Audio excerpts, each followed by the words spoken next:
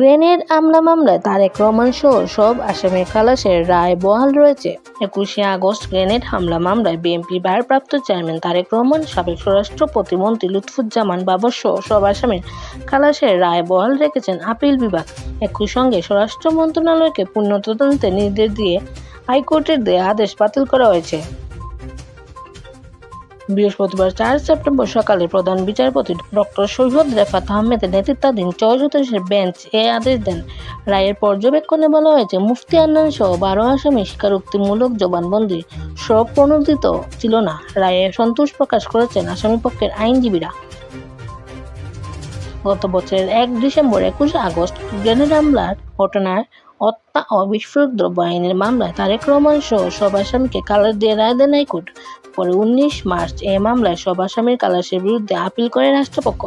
দীর্ঘদিন শুনানি শেষে আজ বৃহস্পতিবার এ বিষয়ে আদেশের দিন ধার্য ছিল। আপিল বিভাগ রাষ্ট্রপক্ষের আপিল খারিজ করে আদেশ দেন।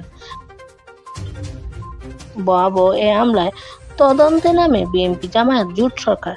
হরকাতুল জিয়াদ নেতা মুফতি আদনানের স্বীকারোক্তির ভিত্তিতে অভিযুক্ত 29 জন অভিযোগপত্র দেয় সেনা সমর্থিত তত্ত্বাবধায়ক সরকার। শুরু হয় বিচার। 2009 সালে ক্ষমতায় এসে আওয়ামী লীগ নতুন করে তদন্ত শুরু করে। টানা 410 দিন টিএফআই সেলে নিয়ে পুনরায় স্বীকারোক্তি আদায় করা হয় মুফতি আদনানের। সম্পূরক চার্জশিটে যুক্ত করা হয় তারেক রহমান, লুৎফুজ্জামান বাবর, আলী আহসান, মোহাম্মদ মুয়াহিদ সহ আরও অনেককে।